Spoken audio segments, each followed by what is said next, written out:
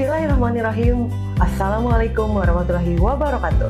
Salam sejahtera untuk kita semua. Perkenalkan, nama saya Afiatun Rahma, sarjana sains terapan magister kesehatan dengan NIDN 1127099102. Saya merupakan salah satu dosen program studi Diploma 3 Kebidanan Fakultas Keperawatan dan Ilmu Kesehatan Universitas Muhammadiyah Banjarmasin.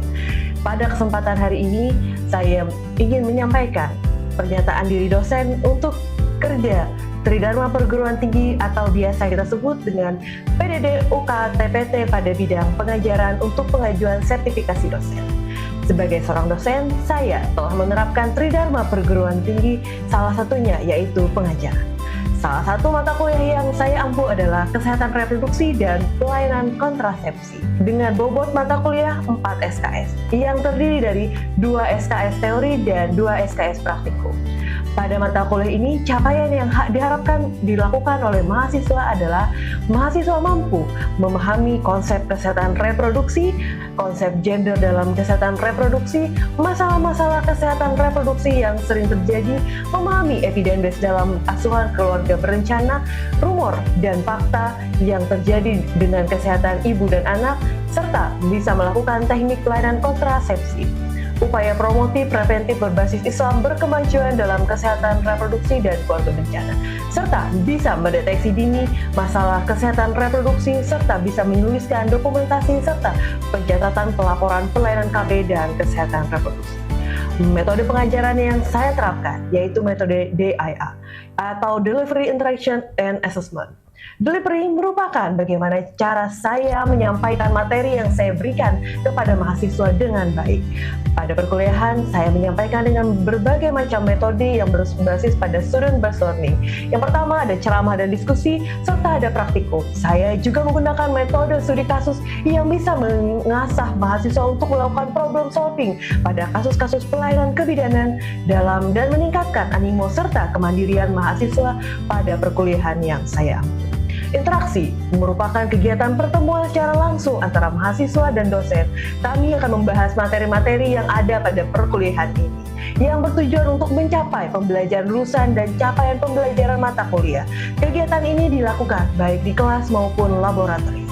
Kemudian untuk asesmen merupakan penilaian hasil belajar mahasiswa untuk mengevaluasi sejauh mana mahasiswa mampu memberikan pembelajaran akhir dengan materi kuliah ini. Pembelajaran tersebut terbagi atas beberapa hal. Yang pertama ada tugas terstruktur, ada kuis, dan ada ujian. Hasil evaluasi pembelajaran mata kuliah ini dilakukan dengan pembobotan, yaitu UTS sebanyak 7%, kemudian ada UAS 6%, dan tugas individu secara 5%. Kuis 8,5%, serta ada proyek yang dikerjakan oleh mahasiswa sebanyak 10%, ada ujian praktikum atau OSCE sebanyak 15%, serta ada aktivitas partisipatif sebanyak 48,5%. Referensi pada mata kuliah ini beragam. Yang pertama ada modul ajari yang saya tulis sendiri, kemudian buku-buku ajari yang berbasis evidence based, kemudian ada jurnal-jurnal artikel yang memang saya rekomendasikan dengan tahun terbaru, sedemikian serta penelitian-penelitian yang memang relevan dengan pembelajaran mata kuliah tersebut. Demikian informasi yang saya sampaikan mengenai mata kuliah Kesehatan Reproduksi dan Pelayanan Keluarga Berencana. Wassalamualaikum warahmatullahi wabarakatuh. Berikut adalah video pembelajaran yang saya lakukan di kelas. Silahkan menyaksikan. Oke. Assalamualaikum warahmatullahi wabarakatuh. Waalaikumsalam warahmatullahi wabarakatuh. Oke, hari ini semangat sekali ya. Apa kabar semuanya? Alhamdulillah, luar biasa. Allahu Akbar. Oke, hari ini kita akan belajar tentang pelayanan kesehatan reproduksi dan pelayanan KB. Ya, hari ini materi kita, materi kedua, konsep gender dalam kesehatan reproduksi. Sebelum kita mulai materi hari ini, kita absen dulu ya. Oke. Hadir semua hari ini? Oke, sudah hadir semua hari ini. Semangat ya kepada nanti kuliahnya hari ini. Oke. Ya, hari ini kita akan belajar konsep gender dalam kesehatan reproduksi. Ini adalah materi kedua. Nah, kita ulas dulu materi pertama kemarin. Ada yang masih ingat materi pertama tentang kesehatan reproduksi? Ada yang bisa bantu satu orang buat menjelaskan kembali? Nih, boleh. izin menjawab Ibu materi selanjutnya kan tentang kesehatan reproduksi. Jadi di sini Ibu menyimpulkan saja tentang materi kemarin bahwasannya kesehatan reproduksi itu adalah keadaan kesejahteraan secara fisik, mental, sosial dan secara keseluruhan secara utuh yang tergantung tentang fungsi dan juga proses reproduksi. Jadi kesehatan reproduksi itu merupakan kesehatan secara keseluruhan begitu yang menyangkut tentang reproduksi. Oke, luar biasa. Berarti pengalaman pembelajaran yang kemarin sudah semua dipahami ya. Oke, kita lanjut berarti untuk yang hari ini kita akan belajar konsep gender dalam kesehatan reproduksi. Oke. Apa saja tujuan pembelajaran hari ini? Yang pertama itu adalah mahasiswa mampu menjelaskan terkait pengertian gender dan seksualitas. Yang kedua, kalian mampu menjelaskan tentang kondisi sosial budaya, kemudian yang mempengaruhi gender itu sendiri. Kemudian mampu menjelaskan diskriminasi dan kesetaraan gender. Lalu mahasiswa mampu menjelaskan isu gender dalam kesehatan reproduksi. Ya, kemudian mahasiswa mampu menjelaskan kesehatan reproduksi peka gender. Yang berikutnya, mahasiswa mampu menjelaskan pengaruh utamaan gender, sasaran dan prinsipnya. Ya, ini tujuan pembelajaran kita hari ini selama 1 jam ke depan. Ya, oke. Nah, materinya apa saja?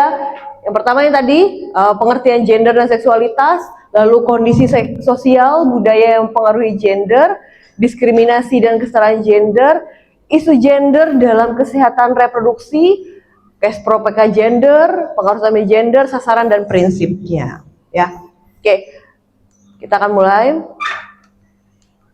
Nah, pertama seks. Ya, seks ini pengertiannya adalah perbedaan antara perempuan dan laki-laki secara biologis. Ingat ya, secara biologis sejak seseorang lahir.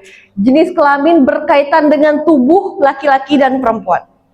Ya, di mana laki-laki memproduksi sperma, sementara perempuan menghasilkan sel telur. Secara biologis mampu untuk menstruasi, hamil dan menyusui. Berarti ini adalah seks itu sendiri, perbedaan antara perempuan dan laki-laki. Ya. Nah, kalau ini yang seksualitas. Apa saja seksualitas itu? Pertama, seksualitas adalah kebutuhan dasar manusia dalam manifestasi kehidupan yang berhubungan dengan alat reproduksi. Setiap orang mempunyai kebutuhan seksualitas. Di sini dibedakan 3 sisi. Yang pertama ada kebutuhan seksualitas fisik, kemudian rohani dan sosial. Ya, kebutuhan fisik seperti hubungan seksual, kemudian kebutuhan rohani itu bagaimana perempuan dan laki-laki dalam seksualitas bisa memberikan kebutuhan seksual yang tepat, kemudian kebutuhan seksualitas secara sosial yang marak di masyarakat. Ya. Nah, ada yang sudah tahu seksualitas itu ada 3 orientasinya. Yang pertama ada heteroseksual, homoseksual, dan biseksual. Ada yang bisa bantu, ada yang sudah membaca heteroseksual itu atau homoseksual atau biseksual itu apa saja? Boleh angkat tangan? Ada yang bisa bantu? Oke, mungkin sambil dilihat materi-materi yang sudah dibagikan. Heteroseksual itu adalah pasangan yang berbeda jenis. Ya, laki-laki dan perempuan. Nah, itu namanya heteroseksual. Ya, kemudian ada yang namanya homoseksual. Nah, ini yang sering terjadi di masyarakat. Ada yang tahu homoseksual itu seperti apa? Boleh angkat tangan? Nah, LGBT.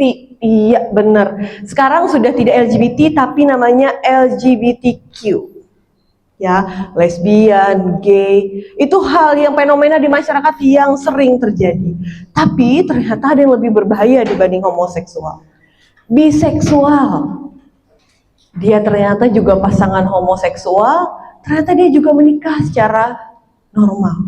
Nah, berarti kita harus tahu 3 orientasi seksual ini, dan di masyarakat ini sering terjadi. Ya, kasusnya menjadi meningkat. Ya, sekarang di Indonesia, Kalimantan sudah banyak yang menolak nih homoseksual ini. Ya. Oke, ini adalah salah satu pelencengan seksual orientasi seksual yang salah ya. Kita tidak membenarkan untuk homoseksual dan biseksual. Nah, selain 3 tadi, itu tadi orientasi ya. Kita itu punya yang namanya penyimpangan seksual. Nah, penyimpangan seksual ternyata banyak ya. Ada berapa ini? Ada 1, 2, 3, 4, 5, 6, 7, 8, 10. Ada 10 penyimpangan seksual yang mungkin pernah kalian tahu dan pernah kalian alami. Ya, ada yang pernah melihat seorang laki-laki misalnya melakukan kegiatan seksual yang tidak benar. Nah, ini ya, oke. Ada yang bisa bantu salah satu menjelaskan yang tahu pengertian dari salah satu ini? Boleh? Oke, boleh. Izin menjawab Ibu, yang ulun tahu itu dari yang hiperseksual itu. Nah, hiperseksual itu adalah dorongan yang kuat ketika orang mempunyai dorongan seksual yang kuat sehingga mengganggu kegiatan sehari-hari itu. Oke, bener ya. Itu adalah salah satu penyimpangan seksual yang ada di kasus kita. Kemudian ada sadom, bestialisme, eksotisme, fetis, sampai zoofilia ya. Ini nanti ada yang berhubungan dengan benda mati, kemudian ada berhubungan dengan hewan, kemudian ada yang dengan anak kecil ya, atau kita bilang pedofilia namanya. Kasus ini marak terjadi. Mungkin Bu Anfian sudah melihat, teman-teman mahasiswa sudah membaca kasus-kasus tentang penyimpangan seksual ini marak terjadi bukan hanya di Indonesia tapi juga ada di Kalimantan ya. Semoga nanti kita bisa jadi salah satu yang bisa mengurangi kegiatan penyimpangan seksual dengan memberikan edukasi kepada masyarakat ya. Oke, lanjut. Nah, setelah kita bicara tentang bagaimana itu penyimpangan seksual, tentang kelainan seksual, ada yang namanya pelayanan kesehatan reproduksi yang bersifat PK gender. Apa itu PK gender? Nah, PK gender itu adalah memberikan pelayanan berkualitas yang berorientasi kepada kebutuhan klien tanpa adanya perbedaan perlakuan. Ini yang harus bidan catat ya. Teman-teman masih catat, tidak ada perbedaan perlakuan antara kaya, miskin, berpendidikan, tidak berpendidikan. Semua orang wajib memiliki pelayanan, mendapatkan pelayanan kesehatan yang berkualitas. Oke. Kemudian, memberikan pelayanan kesehatan yang memperhatikan kebutuhan yang berbeda antara laki-laki dan perempuan akibat kodrat masing-masing ya. Mohon dipastikan perempuan nanti dapat pelayanan kesehatan seperti apa, kemudian laki-laki dapat pelayanan kesehatan seperti apa sesuai dengan kebutuhan masing-masing ya. Makanya kita perlu tahu bagaimana kebutuhan laki-laki dan perempuan dalam kesehatan reproduksi ya. Lalu memahami sikap laki-laki dan perempuan dalam menghadapi penyakit serta sikap masyarakat ya. Bagaimana nanti laki-laki kalau pelayanan KB untuk laki-laki, pelayanan KB untuk perempuan itu akan berbeda-beda nanti. Kemudian bagaimana masyarakat memahami, oh ternyata masih tabu persalinan secara SC itu di masyarakat yang ini. Oh kenapa harus SC? Bukannya harus persalinan secara normal. Nah, persepsi masyarakat ini menjadi PR kita semua, tenaga kesehatan, untuk memberikan namanya PK gender, memberikan pelayanan kesehatan sesuai dengan kebutuhan klien, kebutuhan gender. Lalu memahami perbedaan perjalanan penyakit pada perempuan dan laki-laki. Kita harus paham anatomi fisiologi tubuh laki-laki dan anatomi fisiologi tubuh perempuan, sehingga perbedaan perjalanan penyakit itu bisa kalian semua pahami dan bisa memberikan edukasi yang tepat sesuai dengan edukasi PK gender. Lalu menyesuaikan pelayanan agar hambatan bisa diatasi. Misalnya masih tabunya pemberian kontrasepsi pada laki-laki dan perempuan, itu harus Bu Anfian lihat, sesuaikan hambatan-hambatan apa saja yang mungkin, kemudian analisis ya hambatan-hambatan itu supaya bisa memberikan pelayanan kesehatan yang tepat ya. Nah, ini adalah sasaran pengaruh utamaan gender. Sasarannya siapa aja? Kita tidak bisa bekerja sendiri. Tenaga kesehatan tidak bisa bekerja sendiri, lalu kita harus ada sasarannya. Yang pertama adalah organisasi pemerintah dari pusat sampai ke lapangan berperan dalam pembuatan kebijakan. Kebijakan-kebijakan itu tidak boleh merugikan salah satu gender. Ya, kebijakan-kebijakan itu harus bisa memberikan program-program kesehatan yang bisa memberikan pelayanan kesehatan reproduksi secara utuh, ya. Kemudian organisasi swasta, organisasi profesi. Kalau kita ada Ikatan Bidan Indonesia, organisasi profesi yang menaungi kita. Kemudian organisasi swasta, mungkin LSM dan lain-lain yang bisa memberikan pelayanan-pelayanan kesehatan, ya. Kemudian yang keagamaan, nah, di mana mereka dekat, ya. Jadi kita juga perlu mendekati tokoh agama, tokoh masyarakat, sehingga pemberian pelayanan kesehatan reproduksi jauh lebih efektif. Sampai sini ada yang mau bertanya atau ada yang merasa tidak jelas? Sudah jelas? Oke, kita lanjutkan ya. Nah, apa prinsipnya? Karena kita tinggal di wilayah Indonesia dengan kebudayaan yang sangat beragam, ya. Di Kalimantan Selatan pun budayanya berbeda-beda. Ada yang suku Dayak, Banjar, sehingga kita perlu sekali punya prinsip ini, pluralistik namanya. Menerima keragaman budaya. Menerima keragaman budaya tempat kita nanti ditugaskan. Apa keberagaman budayanya? Bukan pendekatan konflik. Jadi bukan kita sampai nanti di desa, saya ini bidan, pokoknya harus menuruti apa bidan nih. Nah, bukan begitu, tapi kita harus paham keragaman budaya di sana seperti apa. Misalnya kalau kebidanan itu ada mandi-mandi 7 bulan, kemudian ada kegiatan-kegiatan yang tidak membahayakan, maka kita terima karena kita mengikuti keberagaman budaya yang ada di sana. Bukan pendekatan konfliknya, jadi bukan ke sana jadi orang yang paling hebat, paling bisa, tapi lihat, sesuaikan ya, asal tidak membahayakan. Kemudian menghadapi permasalahan tidak membedakan antara laki-laki dan perempuan. Karena gender ini sesuatu hal yang selalu jadi permasalahan, maka penting sekali kita tidak membedakan antara laki-laki dan perempuan. Laki-laki dan perempuan punya hak yang sama dalam pelayanan kesehatan reproduksi. Itu kita gaungkan sekali sebagai Ikatan Bidan Indonesia untuk punya. Tapi dengan menyesuaikan kegiatan pelayanan kesehatan reproduksi. Ya, nanti kita akan ada kasus yang membicarakan masalah ini, ya. Kemudian memperluas informasi tentang kegiatan memperkokoh kesetaraan dan keadilan gender. Ibu mau tanya dong, apakah ada pekerjaan laki-laki yang tidak bisa dikerjakan oleh perempuan? Maaf, supir truk ada yang cewek? Ada. Oke, pilot ada yang cewek?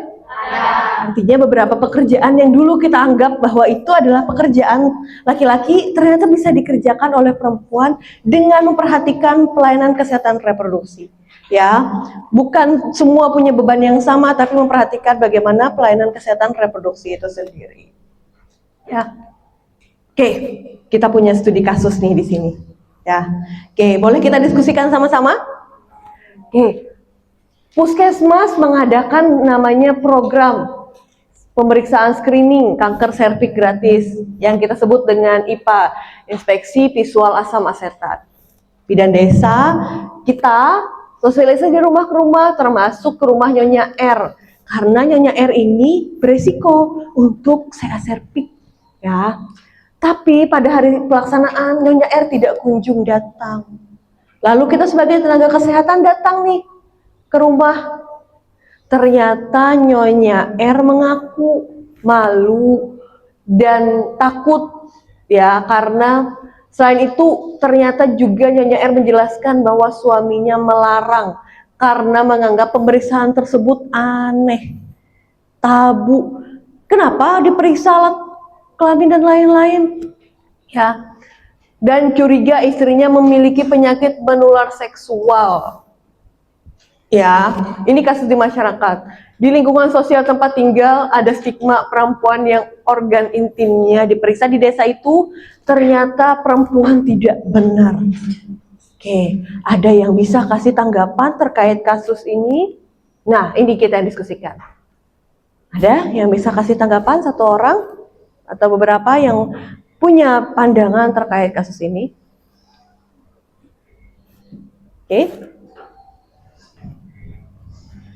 Menurut kalian semua, benar tidak kejadian ini bisa terjadi di masyarakat dan bagaimana kalian sebagai bidan nanti menanggapi kalau terjadi kasus seperti ini. Boleh satu orang? Ya, nah, oke, boleh. Izin menjawab Ibu, di sini pandanganku sebagai bidan, kan ini kan kasus gender yang masuknya ke sosial budaya ya Bu ya. Jadi mungkin karena di desa tersebut terdapat stigma bahwasannya jika ada pemeriksaan, mohon maaf seperti vagina atau pemeriksaan dalam, itu tuh menganggap bahwasannya perempuan tersebut tidak benar. Jadi kalau menurut ulun sebagai bidan, maka langkah pertama tuh kita tidak bisa langsung memberikan komunikasi atau kayak kepada suami, karena suami menganggap kita tuh kamu siapa gitu kan, di desa ini sudah dari dulu percaya seperti ini. Jadi kalau saya sebagai bidan desa di situ, maka saya akan mendekati tokoh masyarakat setempat. Saya dekati tokoh masyarakat setempat, setelah itu saya jelaskan kepada beliau bahwasannya stigma itu sangat tidak benar. Kenapa jadi usia resiko tuh mungkin saja usianya lebih dari 35 tahun atau nantinya masuk masa perimenopause seperti usia lebih dari 40 tahun, itu kan sangat beresiko mengalami CA cervix seperti itu. Jadi langkah awalnya dideteksi menggunakan visual asam asetat atau inspeksi visual asam asetat atau IVA tersebut. Nah, saya dekatilah tokoh masyarakat. Setelah saya dekati tokoh masyarakat, maka bersama tokoh masyarakat tersebut mengedukasi para warganya bahwasanya pemeriksaan ini bukan bahwasanya menunjukkan wanita itu tidak benar, tapi memang penting untuk mengidentifikasi secara dini seperti itu, Ibu. Oke, jawaban yang luar biasa ya. Beri aplaus dulu untuk kita semua. Ya. Oke, langkah pertama yang dia jelaskan sudah benar. Kita harus melakukan pendekatan sosial masyarakat dulu tentang bagaimana itu pemeriksaan IPA tes, karena angka CA cervix selalu meningkat setiap tahun. IPA tes jadi salah satu cara untuk mencegah CA cervix itu langsung dapat kasus yang parah sekali ya. Oke, berarti ada lagi pendapat yang lain terkait kasus ini? Cukup. Oke.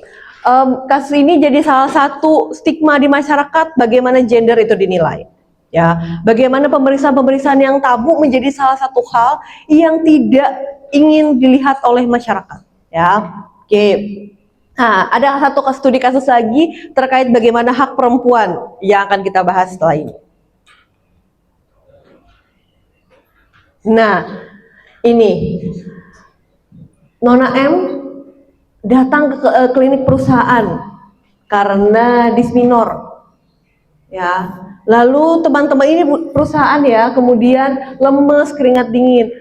Berdasarkan undang-undang, beliau Nona M itu berhak dapat cuti haid di hari pertama dan hari kedua. Tapi karena supervisornya itu mayoritas laki-laki, itu minta bukti, dia mempersulit, manja lah, dianggapnya lemah lah, dan merugikan produktivitas tim, sehingga hak cutinya tidak diperbolehkan. Jadi tetap disuruh hadir dengan keadaan disminor, lemah, keringat dingin itu. Dan kalau sampai dia tidak masuk, maka nanti diancam untuk pemutusan kontrak kerja. Ya, ini stereotip yang ada di masyarakat. Jadi Nona M terpaksa menahan sakit dengan meminum obat pereda dosis tinggi secara sembarangan tanpa indikasi medis yang tepat. Ada yang pernah mengalami kasus ini atau pernah mendengar kasus ini terjadi? Oke. Bagaimana kalau kalian sebagai perempuan, ini bukan sebagai bidan, bagaimana kalian sebagai perempuan menanggapi kejadian ini? Apakah kalian akan tetap diam kalau sebagai Nona M, atau apa yang tindakan pertama supaya kalian semua dapat hak reproduksi yang sama tanpa membuat kalian dipecat, tanpa membuat ini? Ada yang bisa kasih ini? Ada? Mungkin yang punya pendapat tentang, saya pernah Bu punya pengalaman seperti ini? Ada? Mungkin? Nah, kalau Lutfia misalnya, bagaimana kalau Lutfia jadi Nona M, itu apa yang Lutfia kerjakan? Kalau saya jadi Nyonya M, Bu ya, merasa tidak adil. Nah, karena kan kita berlahiran, terus disuruh kerja gitu. Nah, seharusnya ada sedikit keringanan lah untuk ibu setelah melahirkan, kayak cuti melahirkan gitu. Jadi ulun jadi nyonya ulun kayak minta keringanan sama Minta keringanan. Oke, ya karena di undang-undang itu disebutkan selain disminor, melahirkan juga salah satu yang dimiliki oleh perempuan itu, ya. Jadi semua orang berhak punya itu. Jadi nanti boleh sebagai tenaga kesehatan atau sebagai bidan apabila menemukan kasus ini memberikan edukasi undang-undangnya seperti ini, maka adakan mediasi antara si perusahaan dan si korban atau si klien kita itu. Oke, dari seluruh materi gender hari ini, ada yang bisa kasih Ibu bagaimana? Ada yang mau bertanya atau sudah sangat paham semua? Atau ada yang mau didiskusikan? Atau ada yang pernah mengalami nih ketidaksetaraan gender di lingkungan, bukan hanya di lingkungan misalnya di lingkungan rumah tempat tinggal? Ada? Ada? Ada, boleh. Apa? Ketidaksetaraan gender yang Karti alami? yang ada di terutama di dalam keluarga.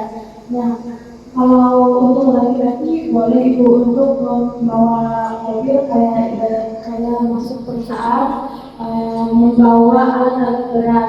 Nah, sedangkan saya sendiri sebagai perempuan tidak diperbolehkan oleh orang tua untuk masuk perusahaan membawa alat berat.